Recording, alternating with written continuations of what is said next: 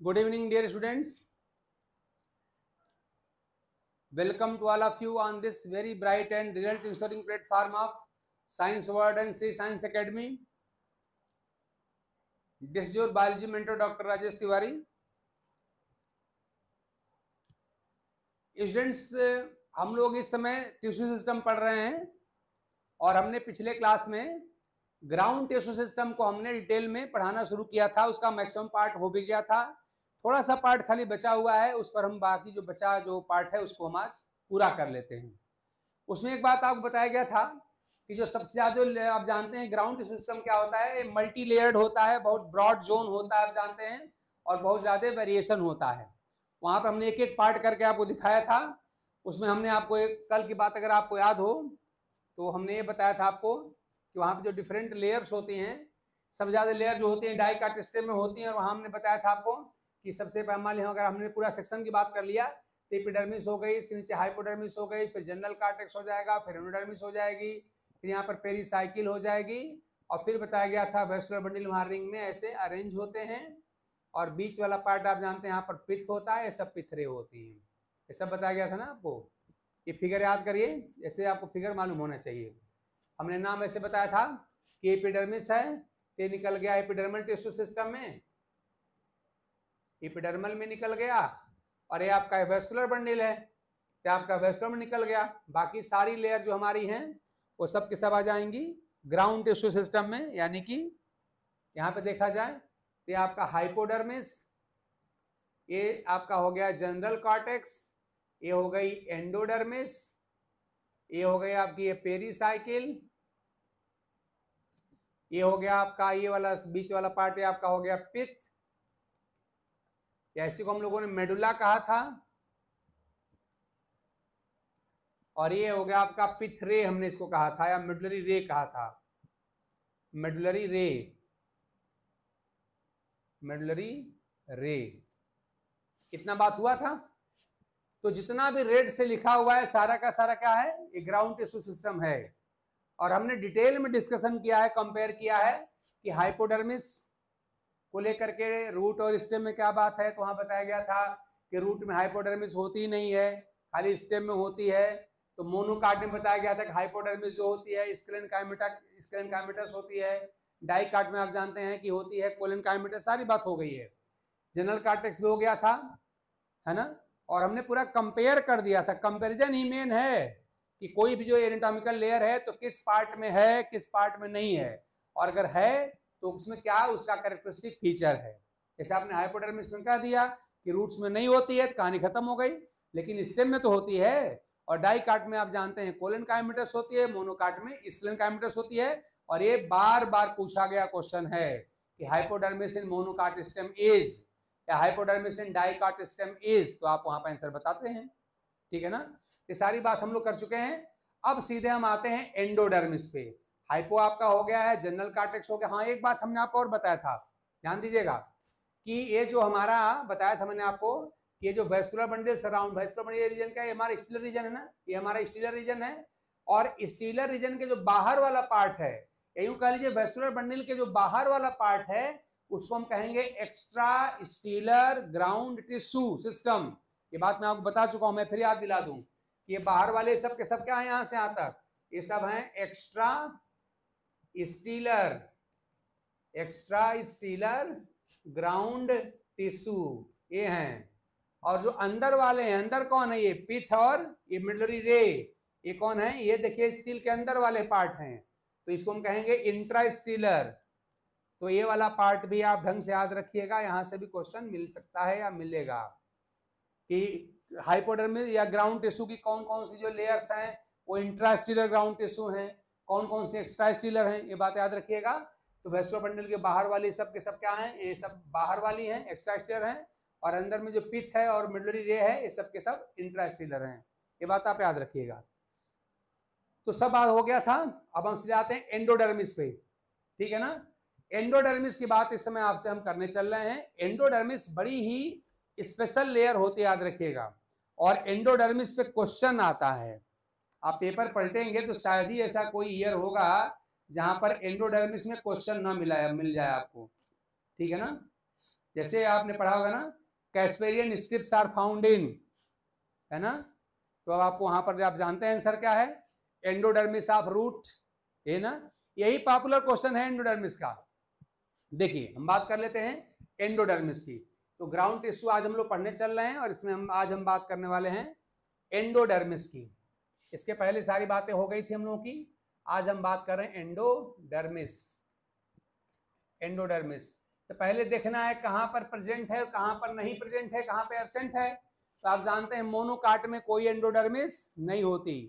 ये बात मैंने कई बार बताया है और आपको याद हो गया होगा कि मोनोकाट स्टेम में खाली बस दो ही लेयर वेल डिफाइंड होती हैं। एक सबसे बाहर इपिडर्मिस होती है, उसके नीचे हाइपोडर्मिस होती है, उसके नीचे और कोई लेयर नहीं होती। सिंपली आप जानते हैं पैरेन्काइमेटस वहां पे ग्राउंड टिश्यू होता है जहां पर वेस्कुलर बंडल्स स्कैटर्ड होते हैं। यानी कि एंडोडर्मिस, पेरीसाइकिल, पीथ, पिथरे सब के सब जो होते हैं मोनोकाट स्टेम में एब्सेंट होते हैं। मात्र दो ही लेयर के नाम बताइएगा, बाहर एपिडर्मिस और उसके नीचे हाइपोडर्मिस। यानी एंडोडर्मिस आप क्या कहेंगे कि एब्सेंट है, किसमें, मोनोकाट स्टेम में। ये सब याद रखिए, एब्सेंट इन मोनोकाट स्टेम, यहां पर एब्सेंट है, एब्सेंट इन मोनोकाट स्टेम, यहां पर है ही नहीं है। ठीक, अब आ जाइए जरा सा, प्रेजेंट कहां पर है। तो प्रेजेंट है रूट्स में और डाइकाट स्टेम में। प्रेजेंट इन कहां पे, रूट्स, मतलब दोनों रूट, मोनो और डाइकाट दोनों रूट में प्रेजेंट है। और कहां पे है, डाइकाट स्टेम में, डाइकाट स्टेम में प्रेजेंट है। ठीक है ना, तो रूट में प्रेजेंट है और डाइकाट स्टेम में प्रेजेंट होती है। तो देखिए दोनों में अंतर, दोनों में डिफरेंस क्या होता है। ये लेयर बड़ी क्वेश्चन के लिए इंपॉर्टेंट है, याद रखिएगा। तो अगर मैं डाइकाट स्टेम की अगर मैं बात करूं, ध्यान दीजिएगा, तो यहाँ पे होता क्या है कि मान ली मैं कहूं कि यहाँ पे एपिडर्मिस है, एपिडर्मिस मान लीजिए, ये हाइपोडर्मिस मान लीजिए, है ना। अब जो यहाँ पे जनरल कार्टेक्स होता है, ध्यान दीजिएगा, तो इसकी सेल कैसी होती है, पैरेन्काइमा सेल होती है ना, याद रखिए। जनरल कार्टेक्स मेनली जो होता है क्या होता है, पैरेन्काइमेटस होता है। इस तरह से पैरेन्काइमेटस सेल्स होती है वहां पे, है ना। तो स्टेम में क्या होता है, याद रखिएगा, स्टेम में जो पेरीसाइकिल, मान लीजिए आपका कह रहे हैं कि इसके नीचे आपका ये पेरीसाइकिल लेयर है, यहां पर मान लीजिए ये पेरीसाइकिल लेयर है, ये इस तरह से, इसको मैं लिख रहा हूं पेरीसाइकिल इस तरह से। और यहां पर ऐसे वेस्कुलर बंडल रिंग में अरेंज होंगे इस तरह से, आप जानते हैं ऐसे होंगे। याद रखिए कि यहीं पर जो कार्टेक्स, जो जनरल कार्टेक्स की जो इनर मोस्ट लेयर होती है, ध्यान दीजिएगा जैसे यहाँ पर इनर कार्टेक्स, यानी जो कॉर्टेक्स जो इनर मोस्ट लेयर होती हैं, यही मोर आर लेस, ध्यान दीजिए यहाँ पर ऐसे हो जाती हैं, यहाँ पे सर्कुलर हो जाती हैं इस तरह से, और साथ में हो जाती हैं ये साइज में बड़ी छोटी, ध्यान दीजिएगा यहाँ पर ये, और इसमें स्टार्च ग्रेन भर जाता है। तो जैसे यहाँ पे ऊपर की सेल्स हैं पैरेन्काइमा, वैसी ही नीचे की सेल भी पैरेन्काइमा ही होती हैं। डिफरेंस क्या हुआ देखिए, ऊपर ध्यान दिए आपका क्या है, जनरल कार्टेक्स है, ये है जनरल कार्टेक्स, ये जनरल कार्टेक्स है। और यही जो लेयर है, ये वाली लेयर, यही एंडोडर्मिस है, यही एंडोडर्मिस है किसकी, स्टेम की। ये जो फिगर हमने ड्रा किया है रफ टाइप का, ये क्या है, ये है आपका टीएस ऑफ डाइकॉट स्टेम है, ये डाइकॉट स्टेम। तो अब जरा समझिए एंडोडर्मिस यहां पर कैसा है कि जो जनरल कार्टेक्स जो इनर मोस्ट लेयर होती है, जो सेल्स होती हैं, जो पेरीसाइकिल है, आपका पेरीसाइकिल हो गया, तो पेरीसाइकिल के जो पास वाली जो सेल्स होती हैं, ये साइज में छोटी हो जाती हैं, स्मॉलर इन साइज जाती हैं, सर्कुलर हो जाती हैं, और इसमें स्टार्च ग्रेन भर जाता है। और इसीलिए याद रखिएगा कि स्टेम का जो एंडोडर्मिस है बहुत ज्यादा प्रोमिनेंट लेयर नहीं होती, ये बहुत वेल डिफाइंड भी नहीं होती, और इसीलिए एंडोडर्मिस को यहां पर हम स्टार्च सीथ भी कहते हैं, स्टार्च सीथ भी कहते हैं। और कैरेक्टर में क्या लिखूं इसका, इसका देख कैरेक्टर ये है, कैसे हैं, सेल्स पैरेन्काइमेटस हैं, ध्यान दीजिएगा, ये सब पैरेनकाइमेटस सेल्स हैं, पैरेनकाइमेटस, याद रखें आप। दूसरी बात क्या याद रखना है आपको, यहाँ पे smaller in size, smaller in size हो जाती हैं।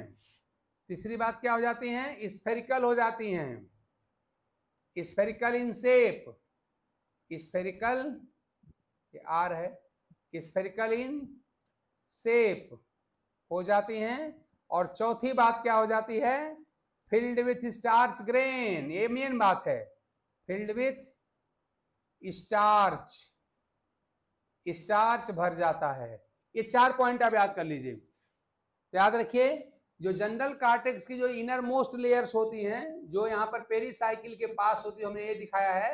देखिए हमने साफ साफ छोटे छोटे साइज का बनाया है, सर्कुलर या स्फेरिकल बनाया है। इसमें इसके अंदर यहाँ पे ऐसे स्टार्च गेन भर जाएगा, इनके सब के अंदर क्या होगा, स्टार्च गेन ऐसे भरा रहेगा, इन सब के अंदर ऐसे स्टार्च ग्रेन यहाँ पर भर जाएगा, ठीक है ना। और कोई प्रोमिनेंस यहाँ पे नहीं होता। रूट में बिल्कुल अलग बात आपको दिखाई पड़ेगी, ध्यान दीजिए। तो रूट में बात बिल्कुल अलग होगी। मोनोकाट स्टेम में आप देख रहे हैं कि एब्सेंट होती हैं, पाई नहीं जाती। और डाइकाट स्टेम की सारी स्टोरी आपके सामने है कि बस हमने क्या कहा कि जनरल कॉर्टेक्स की जो इनर मोस्ट लेयर्स होती हैं, जिसको हम एंडोडर्मिस यहाँ पे कहने जा रहे हैं, तो वास्तव में जो पेरीसाइकिल के पास होती है, तो आप देख रहे हैं क्या यहाँ पर है कि साइज इनकी स्मॉलर हो गई है, शेप इनका स्फेरिकल है और इनके अंदर स्टार्च गेन भर गया है। इसी को हम लोग एंडोडर्मिस या स्टार्च सीथ कहते हैं। और इनका कैरेक्टर क्या है, सब आपके सामने है। पैरेनकाइमेटस देखिए, पैरेनकाइमा सेल की बनी होती हैं, स्मॉलर इन साइज, देखिए सब मैंने बोर्ड पे लिख दिया है, सब आपको याद हो जाना चाहिए। देखिए यहाँ पे स्मॉलर इन साइज हो गई हैं, स्फेरिकल इन शेप हो गई हैं और फिल्ड विथ स्टार्च, ध्यान यहाँ पे स्टार्च से भरी हुई हैं। यही होती है एंडोडर्मिस ऑफ किसका, डाइकॉट स्टेम। आई होप कि आपको बात बिल्कुल याद रहेगी। हमने फिगर सहित पूरी बात यहाँ पे बोर्ड पे लिख दिया है और आपको तो हालांकि पहले से भी याद है, और बीएससी एमएससी के लोग हैं आप लोगों को ऐसी बात होने सब याद रहता ही है, फिर भी हमने आपको एक तरह से, हम तो मानते हैं कि टीजीटी पीजीटी या सीएसआईआर अगर पढ़ाया जा रहा है तो उसमें जो सिंसियर बच्चे हैं, जो सिंसियर स्टूडेंट्स हैं कह लीजिए, वो सिंपली हमारे क्या है, हमारे बस छोटे भाई बहन है। वो हमसे उनकी उम्र थोड़ी कम है, मान लीजिए ज़्यादा भी कम हो सकती है, उनकी थोड़ी एज कम है और डिग्री तो उनकी हमारे बराबर ही है, वो सब पढ़े लिखे लोग हैं। तो मेरा तो मानना है कि एक तरह से रिवीजन कराया जाता है, या हम लोग अपने एक्सपीरियंस का यूज करके थोड़ा चीज़ों को कुछ ट्रिकी बना देते हैं, उसमें एक पैटर्न डाल देते हैं और कुछ नहीं होता है। तो मेरा मानना है कि आप लोगों के साथ भी ऐसे ही हो रहा होगा। आप सब लोग पढ़े लिखे लोग हैं, आप ये सारी बातें जानते होंगे, मैंने आपको याद दिला दिया, ठीक है। या थोड़ा बहुत भूले होंगे तो आपको याद आ गया, फिगर से हमने दिखा दिया, सारे पॉइंट आपके सामने बोर्ड पे आ गए। मैं सही कह रहा हूं ना कि आप लोग पहले से भी ये बातें जानते रहे होंगे, थोड़ा बहुत भूला होगा, हमने आपको याद दिला दिया, ठीक। अब आते हैं कि रूट्स में कैसा होता है एंडोडर्मिस, इसमें कोई डाउट नहीं है ना। एंडोडर्मिस आप स्टेम में कोई डाउट आपका नहीं होना चाहिए, सारे पॉइंट आपको रटे होने चाहिए, ठीक। मोनोकाट स्टेम में एंडोडर्मिस नहीं होता है, ये आपको याद होना चाहिए। रूट में होता है, डाइकाट स्टेम में होता है। स्टेम में कैसा होता है, सारी बात आपके सामने बोर्ड पे आ गई, मैंने लिख दिया, फिगर बता दिया। स्टेम में ऐसा होता है, डाइकाट स्टेम में। रूट में थोड़ा स्पेशलाइज्ड होता है। तो थोड़ा सा हम लोग बात कर लें किसकी, रूट्स की, कि रूट में एंडोडर्मिस कैसा होता है, ठीक। तो देखिए रूट में क्या होता है, मैं डायरेक्ट एंडोडर्मिस ही बना रहा हूं, ऊपर का सब मैं लेयर छोड़ करके डायरेक्ट मैं रूट की एंडोडर्मिस दिखा रहा हूं आपको। देखिए जरा सा, यहां पे ये मान लीजिए कि ये हमने बना दिया, ये पेरीसाइकिल हमारा, ये पेरीसाइकिल हो गया। हम सीधे एंडोडर्मिस की बात कर रहे हैं, इसलिए हम एंडोडर्मिस ही फोकस करेंगे। ये हमारा हो गया पेरीसाइकिल। रूट वाला ये ज्यादा इंपॉर्टेंट है क्योंकि स्पेशलाइज्ड लेयर होती है, स्पेशल पर्पज के लिए होती है, इसलिए रूट वाला थोड़ा हम ढंग से देखेंगे। देख तो ढंग से सहारा ही रहे हैं, लेकिन इसको हम ज्यादा फोकस कर रहे हैं। ये हो गया हमारा पेरीसाइकिल, पेरीसाइकिल हो गई। और आप जानते हैं कि यहाँ जो वेस्कुलर बंडल कैसे होते हैं, रेडियल होते हैं ना, रेडियल होते हैं। तो मान लीजिए कह दिया जाए कि ये आपका, ये जाइलम मैं बना रहा हूं, देखिए जैसा जाइलम, तो जाइलम यहाँ पे एक जार्ज होता है, तो प्रोटोजाइलम आप जानते हैं ऊपर होता है और मेटाजाइलम आप जानते हैं कि अंदर की ओर होता है। ये होता है ना, याद करिए, ऐसे होता है छोटे वेसल्स वाले प्रोटोजाइलम, और जैसे से नीचे आएंगे आप साइज बड़ा करते जाइएगा, ये आपका हो गया मेटाजाइलम। एक आध जगह और दिखा लीजिए, मान हमने यहाँ भी दिखा लिया इस तरह से। ऐसे बात क्लियर हो गई आपकी? ठीक, अब जाते हैं इसके अल्टरनेट। चलिए एक और दिखा दे रहे हैं ताकि फिगर थोड़ी अच्छी लगने लगे।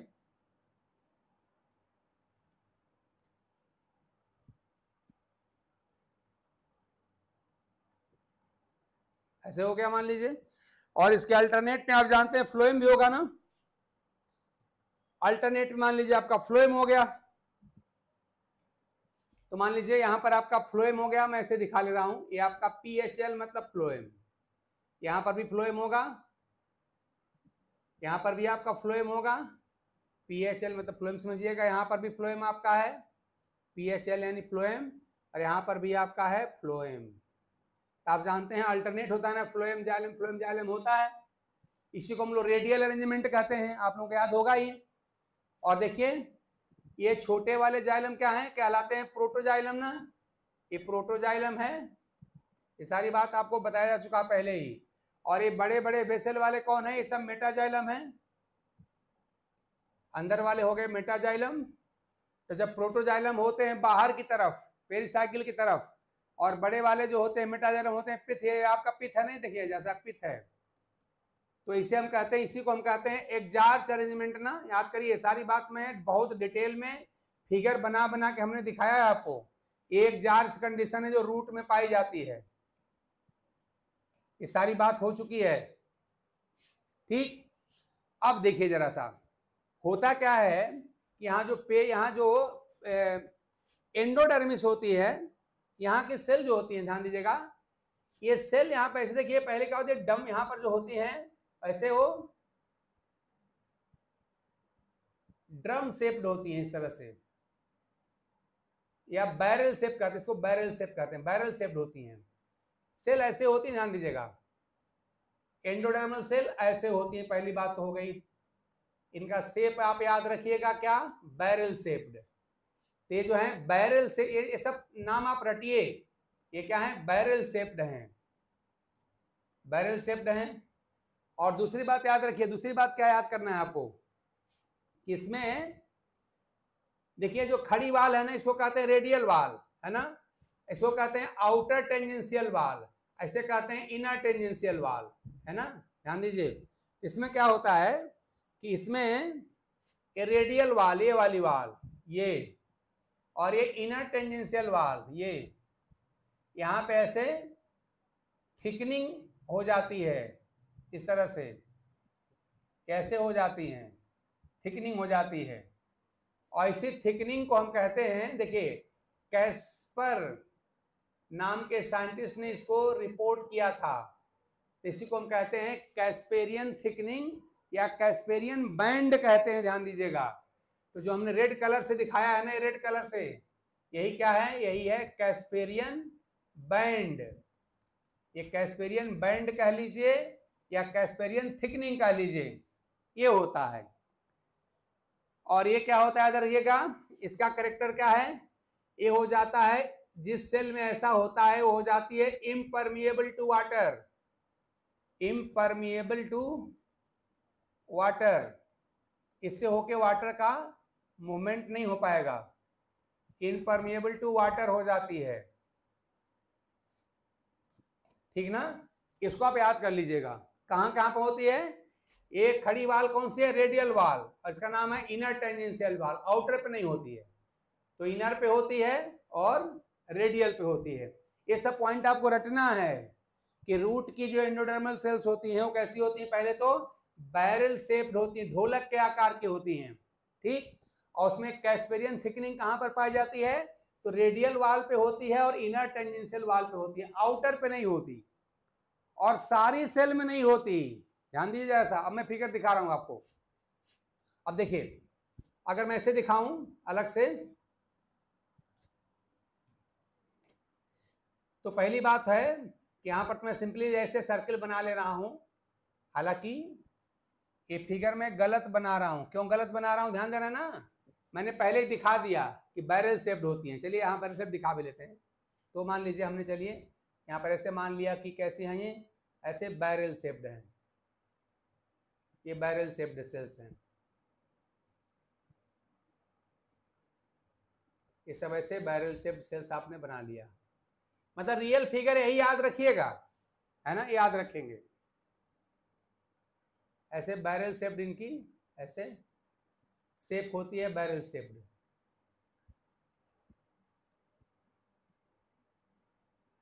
ऐसे चारों तरफ होगी मान लीजिए। तो रियल फिगर याद रखिएगा।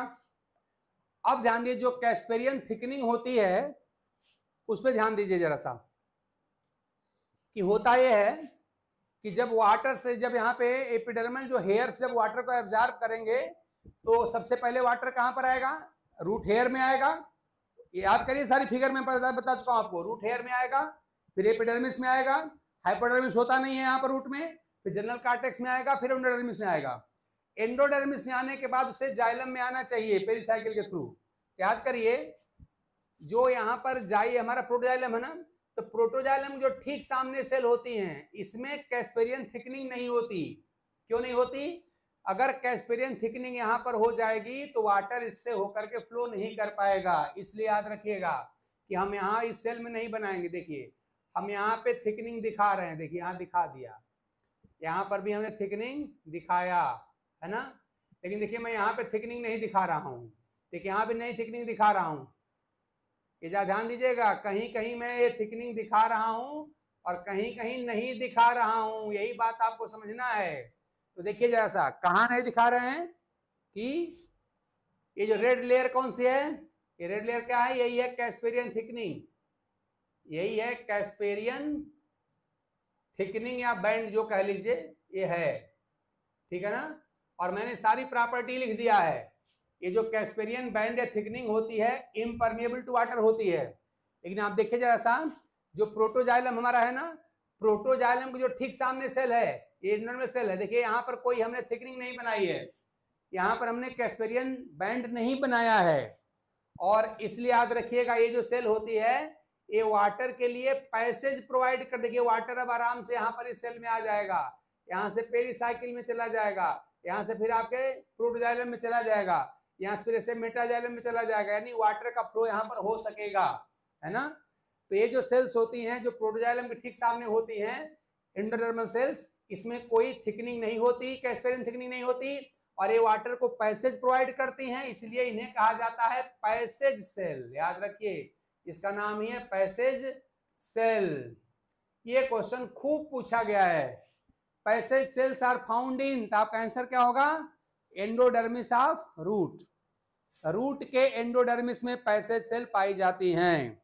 पैसेज सेल क्या होती हैं भाई, तो आप बताएंगे कि वे एंडोडर्मल सेल जो प्रोटोजाइलम के ठीक सामने होती हैं, उनमें कैस्पेरियन बैंड नहीं पाया जाता, इसलिए वाटर को पैसेज मतलब होता है रास्ता, वाटर को रास्ता प्रोवाइड करती हैं, तो नाम पड़ गया इनका पैसेज सेल। ठीक, तो हमें क्या समझना है, हमने पूरी दिखा दिया फिगर आपको। यही फिगर आप ध्यान दीजिएगा कि ये बैरल शेप्ड सेल्स होती हैं एंडोडर्मिस की, और इनमें से क्या होता है कि इनके रेडियल वाल पे और इनर टेंजेंशियल वाल पे यहाँ पे कैस्पेरियन बैंड या थिकनिंग पाई जाती है, लेकिन जो एंडोडर्मल सेल्स प्रोटोजाइलम के ठीक सामने होती हैं उनमें कोई कैस्पेरियन बैंड या थिकनिंग नहीं पाई जाती, इसलिए वाटर के लिए परमिएबल होती हैं, वाटर को पैसेज प्रोवाइड करती हैं, इसलिए उनको पैसेज सेल कहा जाता है। तो इस तरह से पैसेज सेल, बैरल शेप्ड इनकी शेप, और इनके रेडियल और इनर टेंजेंशियल वाल पे थिकनिंग, जिसे हम कहते हैं कैस्पेरियन बैंड या थिकनिंग, ये बात आपको याद होना चाहिए। और यही जो होता है रूट के एंडोडर्मिस का एक्सक्लूसिव फीचर होता है, जिस पर हमसे लगभग हर साल एक क्वेश्चन पूछा जाता है। बोलिए आप जल्दी से, आप लोग क्लियर हो गया ना। एंडोडर्मिस आपने स्टेम में क्या देखा था, कैसा था, वहां पर क्या था आपने देख लिया था, और रूट में भी आपने पूरी बात आपने देख लिया है, रूट में भी आपने पूरी बात देख लिया है। तो आई होप कि अब आपको ये बात समझ में आ गई होगी और कोई प्रॉब्लम अब आपके साथ नहीं हो रही होगी कि रूट के एंडोडर्मिस में पैसेज सेल क्या होती है, एंडोडर्मल सेल का शेप कैसा होता है, कैस्पेरियन थिकनिंग किन किन वाल्स पे होती है, और एंडोडर्मिस के किस सेल में कैस्पेरियन थिकनिंग नहीं होती। ये सारी बात हमने आपको साफ साफ फिगर में दिखा दिया है और हमने सारी बात यहाँ पे लिख भी दिया है। तो इस तरह से आप कह सकते हैं कि यहाँ पर ये एंडोडर्मिस जो होती है वो रूट की होती है, ठीक है ना। अगर एक आध पॉइंट हम लिखना चाहते, क्या लिखेंगे हम यहाँ पे, ध्यान दीजिएगा। पहला पॉइंट यही लिखेंगे कि कैस्पेरियन थिकनिंग नहीं पाई जाती, कैस्पेरियन थिकनिंग कह लीजिए या बैंड कह लीजिए, दोनों टर्म यूज किया जाता है, थिकनिंग या बैंड is not found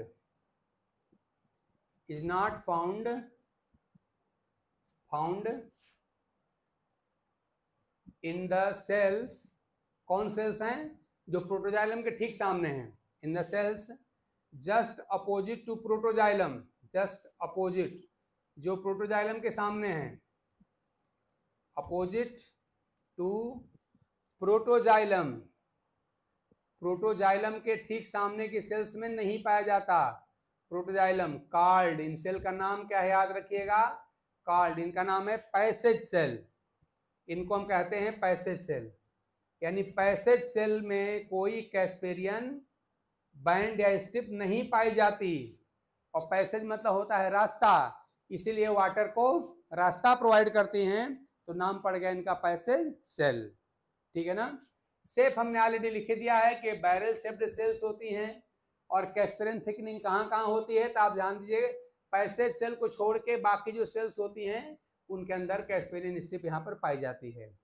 तो एंडोडर्मिस की जो सेल्स होती हैं उसमें खाली पैसेज सेल को छोड़ के बाकी सारी सेल्स में कैस्पेरियन स्ट्रिप्स पाई जाती है। तो इसके लिए हम एक लाइन देखिए लिख सकते हैं, क्या, कैस्पेरियन स्ट्रिप इज फाउंड, कहाँ नहीं पाई जाती, तो पैसेज सेल में नहीं पाई जाती, अब कहाँ पाई जाती है हम लिखना है हमको। तो जो कैस्पेरियन बैंड है या थिकनिंग है, कैस्पेरियन बैंड या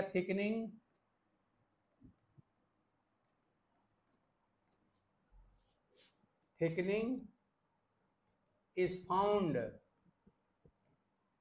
ऑन, वाल का नाम याद रखिए, ऑन रेडियल वाल और इनर टेंजेंशियल वाल, ये सब भी नाम याद रखिए। इनर टेंजेंशियल वाल्स हमने आपको दिखाया था कौन कौन होती हैं, tangential walls of endodermal cells, endodermal cells of root, except, एक को छोड़ दीजिए, कौन सी, एक्सेप्ट पैसेज सेल, हम लोगों ने कहा पैसेज सेल में नहीं पाई जाती, पैसेज सेल, ठीक है ना। हमने पॉइंट भी लिख दिया, और चलिए भी बात लिख देते हैं कि endodermis in roots is structurally highly specialised, है ना, स्ट्रक्चरली हाईली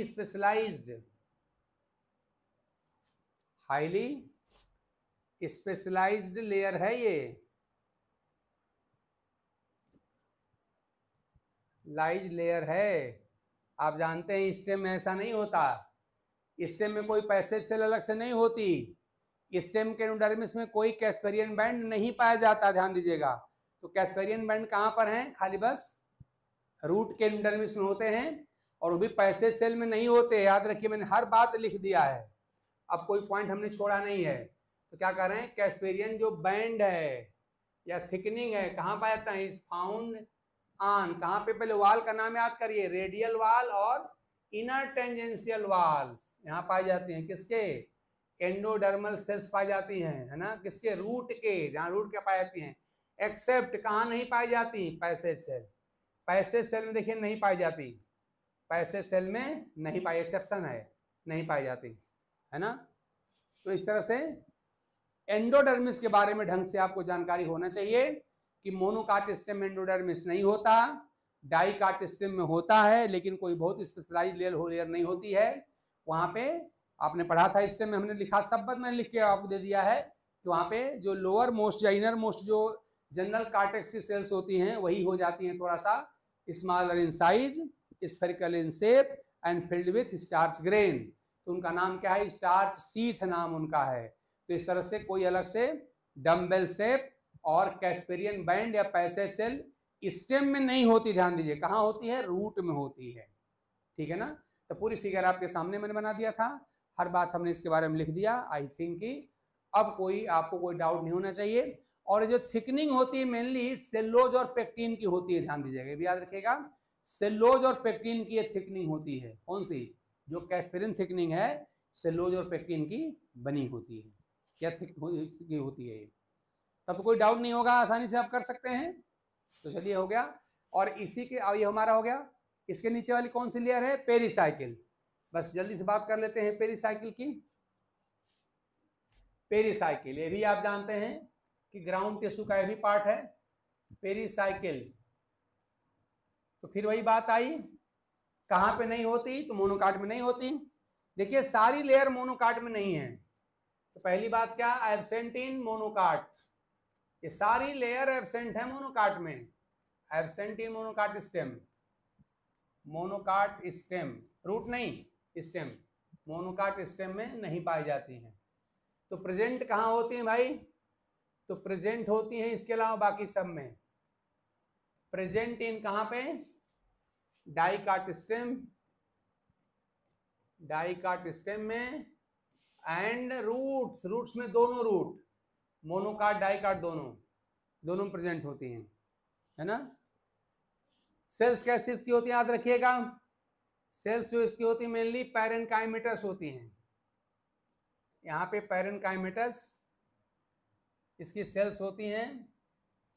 और इसमें याद रखिए पैचेज जो होते हैं कोलेनकाइमा और स्क्लेनकाइमा के प्रेजेंट हो सकते हैं।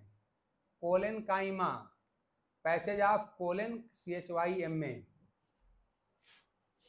कोलेनकाइमा एंड स्क्लेनकाइमा, इसके पैचेज हो सकते हैं।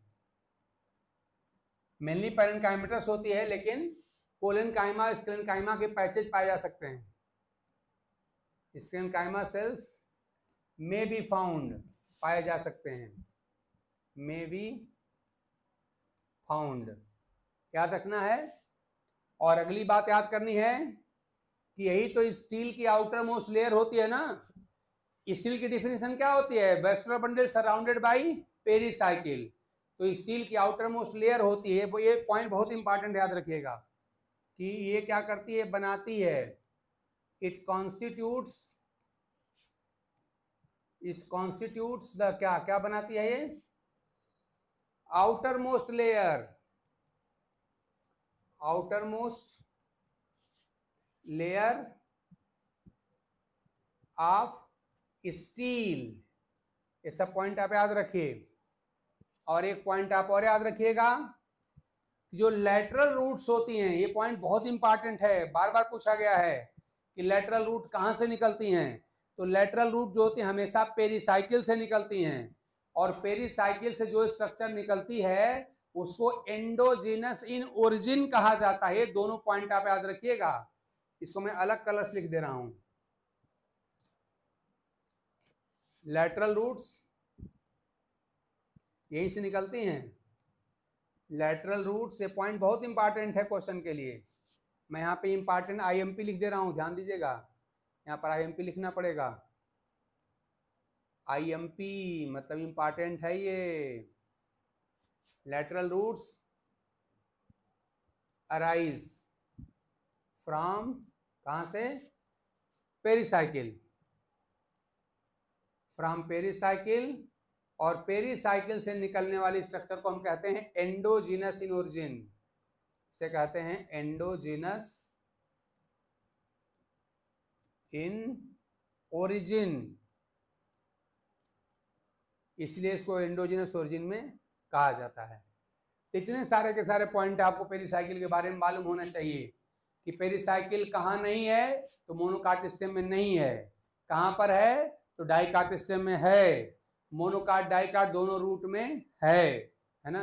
लीफ में नहीं होती है, आप जानते हैं लीफ में मैंने बताया था आपको, स्ट्रक्चर आगे हम देख लेंगे कि वहां तो खाली ऊपर नीचे दोनों तरफ जो होती है एपिडर्मिस होती है और बीच में मेसोफिल सेल्स होती है, वहां कोई अलग से एंडोडर्मिस पेरिसाइकिल कोई वहां पे चीज लीफ में नहीं होती है, ठीक है ना, ये होता है। और इनका करेक्टर किस सेल की बनी होती है, तो आपने कहा कि मेनली पैरेन्काइमा सेल की बनी होती है ना, मेनली पैरेन्काइमेटस होती हैं, लेकिन आप कह रहे हैं जो पैचेज जो हो सकते हैं कोलेनकाइमा और स्क्लेरेनकाइमा के पैचेज यहाँ पर में भी फाउंड पाए जा सकते हैं, ठीक है ना।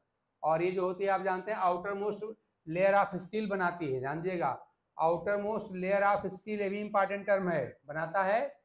और इन पॉइंट में सबसे अधिक इंपॉर्टेंट पॉइंट जो क्वेश्चन के लिए है वो है क्या, कि लेटरल जो रूट निकलती हैं हमेशा पेरिसाइकिल से निकलती हैं, और पेरिसाइकिल से निकलने वाली स्ट्रक्चर को हम लोग कहते हैं एंडोजेनस इन ओरिजिन। ये दो टर्म आप बहुत इंपॉर्टेंट मान के याद रखेंगे। हालांकि सारे पॉइंट ही आप पढ़िए, हमें तो सब आना चाहिए ना, क्या पता क्वेश्चन कहाँ से पूछ लिया जाए, ठीक।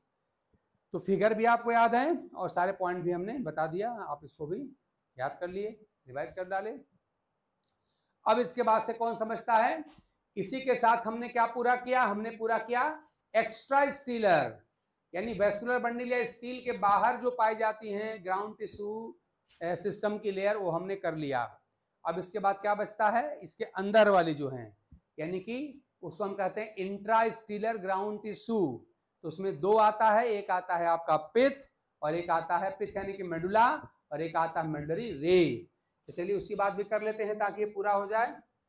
तो आगे हम बात कर ले रहे हैं किसकी, इंट्रा स्टीलर, अंदर वाली intra stealer ground tissue, ground tissue, intra stealer ground tissue, है ना। इसमें कौन कौन सी लेयर आएंगी, दो लेयर आएगी, एक आएगी पिथ, यानी इसी को हम लोग मेडुला भी कहते हैं ना, मेडुला, और एक कौन सी आएगी मेडुलरी रे या पिथ रे, मेडुलरी रे ये आएगी। चलिए फिगर आपको याद ही है, मैंने फिगर दिखाया भी था आपको, फिगर बना के आपको याद ही है पिथ जो है क्या होती है। तो पहले बात कर लेते हैं पिथ की, फिगर पे ध्यान दीजिएगा, फोकस करिए ज्यादा से ज्यादा। पिथ,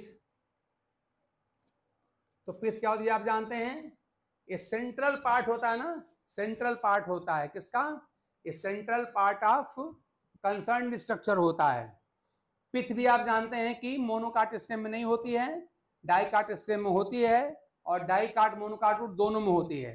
तो पहले तो शुरुआत आप यहीं से करिए, कहाँ पे है कहाँ पे नहीं है, क्या क्या कह सकते हैं, एब्सेंट होती है किसमें, मोनोकाट स्टेम में। तो हम क्या समझे, एब्सेंट इन मोनोकाट स्टेम। देखिए मोनोकाट स्टेम में सारी लेयर हम एब्सेंट कर रहे हैं, खाली दो को छोड़ के, एपी और हाइपो को। एब्सेंट इन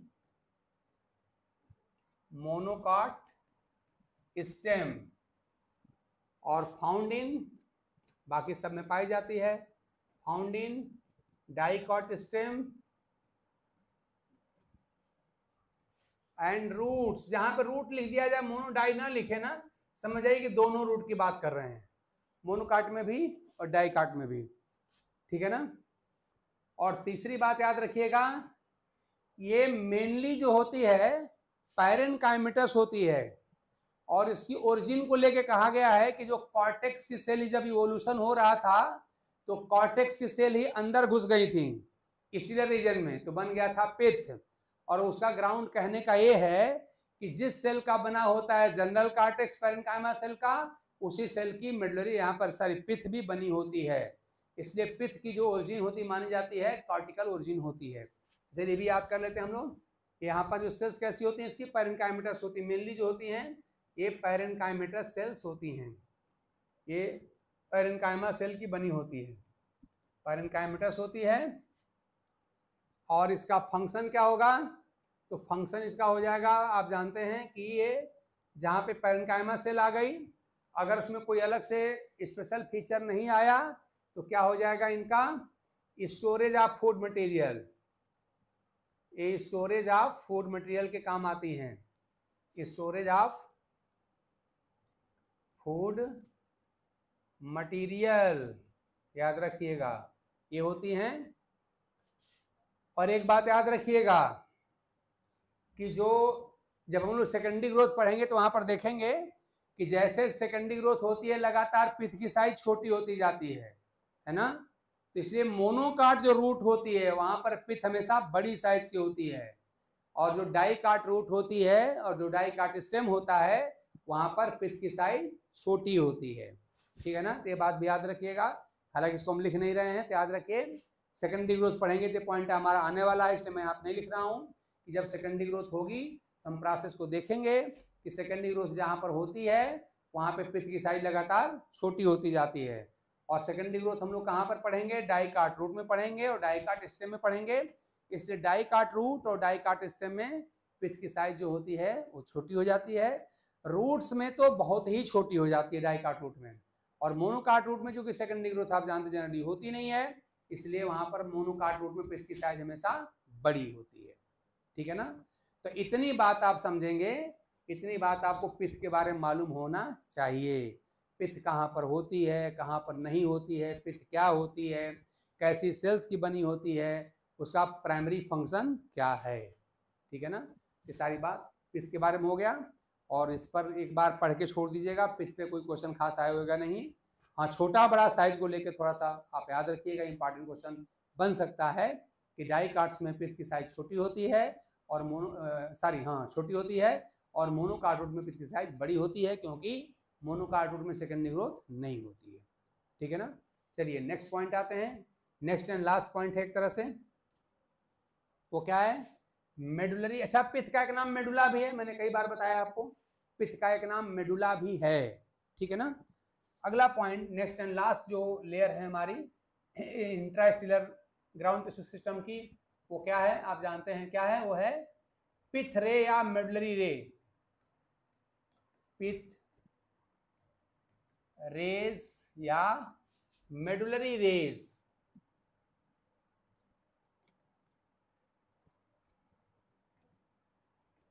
मेडुलरी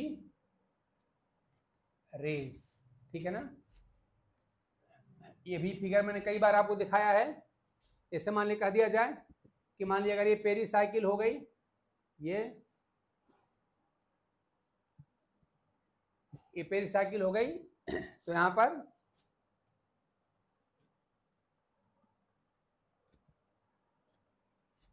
डाइकाट सिस्टम की बात करें तो क्या है यहाँ पे, फिर यहाँ पे आप जानते हैं वेस्कुलर बंडल ऐसे रिंग में अरेंज होते हैं ना, इस तरह से रिंग में अरेंज होते हैं, conjoint collateral open and dark होते हैं। सारी बात हो चुकी है, इस पर आपको सब याद होगा, आई होप सो। ये वाला पार्ट क्या था, ये वाला पिथ वाला पार्ट है। तो पिथ का देखिए जैसा जो यहाँ पर ऐसे रेडियल जो एक्सटेंशन होता है ना, पिथ का जो रेडियल एक्सटेंशन होता है वही पिथ रे है।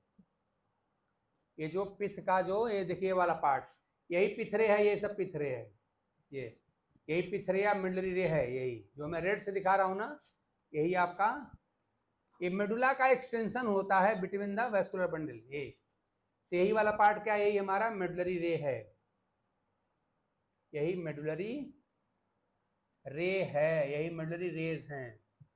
तो जब मेडुला यानी पिथ का ही एक्सटेंशन है बिटवीन द वेस्कुलर बंडल, तो जिस सेल की बनी होती है पिथ यानी कि मेडुला, उसी की बनी होती है मेडुलरी रे, ठीक है ना। याद रखिए मेडुलरी रे आप याद रखें एब्सेंट होती हैं मोनोकाट स्टेम में और दोनों रूट में, ध्यान दीजिए, बल्कि हम प्रेजेंट लिख दे रहे हैं, प्रेजेंट ओनली, खाली प्रेजेंट होती हैं ओनली इन डाइकाट स्टेम, खाली बस डाइकाट स्टेम में प्रेजेंट होती हैं। भाई मोनोकाट स्टेम में तो ऐसे भी नहीं होने वाली हैं। और रूट जो होती हैं जब उनकी स्ट्रक्चर पढ़ेंगे देखेंगे यहाँ पर कंजंक्टिव टिश्यू होते हैं, इसलिए वहां पर मेडुलरी रे जैसी कोई चीज स्ट्रक्चर जो होती है इसकी जैसी वहां पे रूट में नहीं होती, क्योंकि यहाँ पर कंजंक्टिव टिश्यू मेनली होते हैं, ठीक है ना। यहाँ ध्यान दीजिएगा, खाली यहाँ प्रेजेंट होती हैं। और अगली बात ये भी क्या है, मेनली पैरेन्काइमेटस हैं, पैरेन्काइमा सेल की बनी है, पैरेनकाइमेटस होती हैं। अगली बात ध्यान दीजिएगा, जो रेडियल ट्रांसपोर्टेशन ऑफ जो वाटर मिनरल होता है, इनका एक प्राइमरी फंक्शन है, ध्यान दीजिएगा। रेडियल डायरेक्शन में जो ट्रांसपोर्टेशन, वर्टिकल डायरेक्शन में तो आप जानते हैं कि जाइलम के द्वारा होता है, जाइलम फ्लोएम करता है, लेकिन रेडियल डायरेक्शन में जो ट्रांसपोर्टेशन ऑफ वाटर मिनरल और फूड मटेरियल होता है, ये सब यही मिडलरी रे ही करती हैं। क्या करती हैं? इनका बहुत इंपॉर्टेंट काम है और याद रखिएगा, हेल्प इन रेडियल, ये लाइन इंपॉर्टेंट है। रेडियल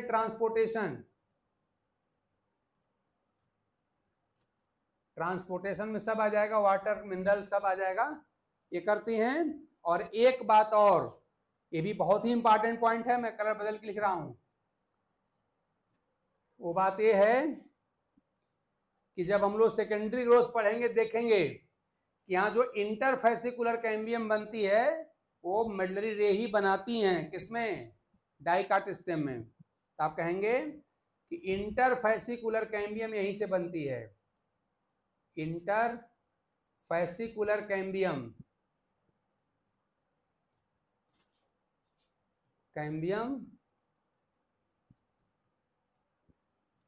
इज डिराइव्ड, प्राप्त होती है, या फार्म लिख दे रहे हैं, इज फार्म्ड फ्रॉम, कहां से? यहीं से, मिडलरी रे। एमआर मतलब मिडलरी रे, समझिएगा, मिडलरी रे। तो इतनी बात आप यहां पर मिडलरी रे के बारे में समझिए। और अब हम कह सकते हैं कि हमने पूरा कंप्लीट ग्राउंड टिश्यू सिस्टम, इसमें जितने भी टर्म हो सकते हैं, जितने वेरिएशंस होते हैं, जितने स्पेशलाइजेशन होते हैं, जितनी लेयर्स होती हैं, वो सब हमने डिटेल में आपके साथ डिस्कस कर दिया है। और अगर आप इतना कर लेते हैं तो कोई क्वेश्चन आपसे आपके एग्जाम में छूटेगा नहीं, ठीक है ना। तो इसी के साथ आपका ये पूरा हो गया। एपिडर्मल पहले ही हो गया था, वेस्कुलर सिस्टम पहले ही हो गया था, ग्राउंड भी आपका हो गया, और इस तरह से टिश्यू सिस्टम हम लोगों ने कर लिया कंप्लीट।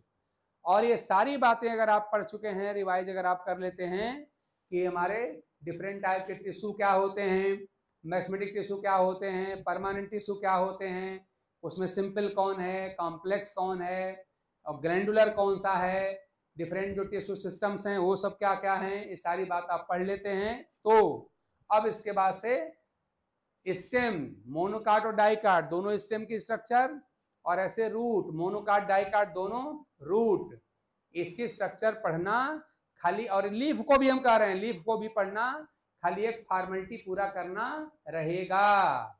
आप देखें, अब यही तो सारी सब आ जाएंगी, यही सब लेयर्स आएंगी, यही सब सेल्स आएंगी।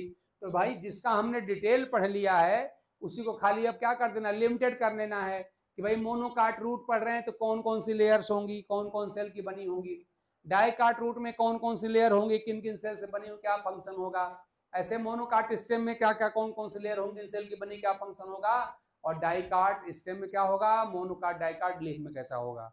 यानी अब स्ट्रक्चर पढ़ना आप कह सकते हैं सिंपली एक फॉर्मेलिटी पूरी करनी है, ठीक है ना। इसके बाद जो नई चीज हमको पढ़ने को मिलेगी वो क्या है, सेकेंडरी ग्रोथ। सेकेंडरी ग्रोथ थोड़ा सा हमको अलग से मेहनत करके पढ़ना पड़ेगा, उसको पढ़ा जाएगा। और जो हमारा मोटो था, जो पर्पस था, जिसलिए हम लोग पहले एनाटॉमी पढ़ रहे हैं या शुरू किए थे, वो यही था कि अगर हम एनाटॉमी एंजियोस्पर्म की पढ़ लेंगे तो जब हम लोग लोअर प्लांट ग्रुप से हायर सब प्लांट ग्रुप पढ़ेंगे तो उनकी जब स्ट्रक्चर पढ़ेंगे तो उनको पढ़ने के लिए हमको अलग से टाइम नहीं देना पड़ेगा, एक लाइन में समेट देंगे कि एल्गी में कैसा होता है, तो फंजाई में कैसा होता है, तो ब्रायोफाइटा में कैसा होता है। क्योंकि जब आप सारी बात पढ़ के जा चुके हैं यहाँ से, तो वहाँ पर पढ़ने में कौन समस्या आएगी, है ना। तो इस तरह से इसलिए मैंने कहा था कि आपको एनाटॉमी और एम्ब्रियोलॉजी ये दो टॉपिक पे अगर बहुत स्पेशल नहीं तो कम से कम जनरल, हालांकि हम तो स्पेशल कमांड कर लिए हम लोग, हमारे पास कमांड होना चाहिए। और इन दोनों टॉपिक को पढ़ने के बाद ही आपको प्लांट ग्रुप्स या लोअर बॉटनी हायर बॉटनी जो भी आप कहते हैं पढ़ने चाहिए। और आप महसूस कर रहे होंगे कि ये बात बिल्कुल सही है। ठीक, चलिए आज की क्लास यही रोकते हैं। अगले क्लास में मैं उम्मीद करता हूँ ये सारी बातें आप रिवाइज करके आएंगे तो हम लोग स्ट्रक्चर 6 स्ट्रक्चर पढ़ना है। किसका, monocot dicot stem, monocot dicot root और मोनोकाट डाइकाट लीफ, ये 6 स्ट्रक्चर हमको पढ़नी है तो हम आसानी से पढ़ पाएंगे। तो चलिए इसी के साथ इसी पॉइंट पर हम आज आप लोगों को goodbye and thank you बोलते हैं।